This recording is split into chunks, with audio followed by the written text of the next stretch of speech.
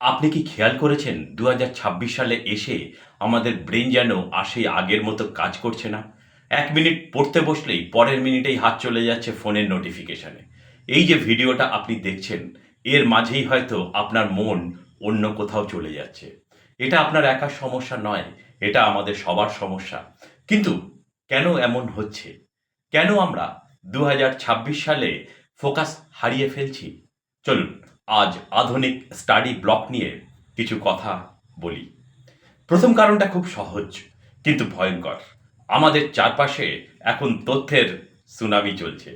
AI এর যুগে আমরা সেকেন্ডে সেকেন্ডে নতুন তথ্য পাচ্ছি।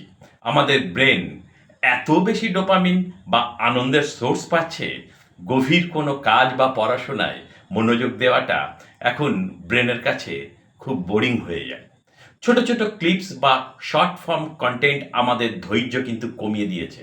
আমরা এখন দ্রুত রেজাল্ট চাই, কিন্তু গভীর মনোযোগ বা ডিপ ওয়ার্ক ছাড়া বড় কোনো সাফল্য পাওয়া সম্ভব কখনোই নয়।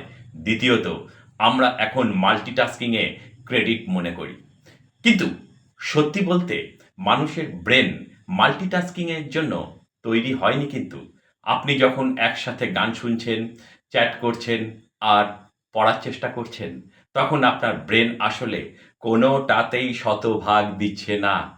একে বলা হয় অ্যাটেনশন রেসিভিউ, অর্থাৎ এক কাজ থেকে অন্য কাজে যাওয়ার সময় আগের কাজের রেশ ব্রেনে থেকে যায়, যা আপনার ফোকাস নষ্ট করে দেয়।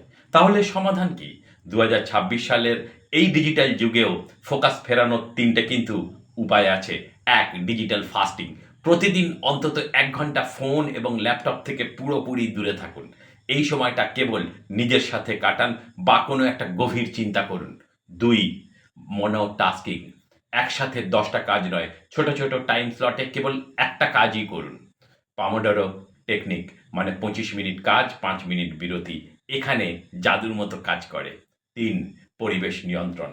আপনার স্টাডি টেবিল থেকে সব ধরনের ডিস্ট্রাকশন সরিয়ে ফেলুন।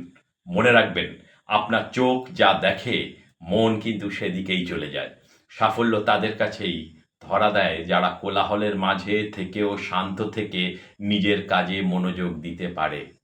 ২০২৬-এর এই চ্যালেঞ্জ জয় করতে আজ থেকেই ফোকাস করা অভ্যাস শুরু করে দিন। আপনার সবচেয়ে বড় ডিস্ট্রাকশন কোনটি?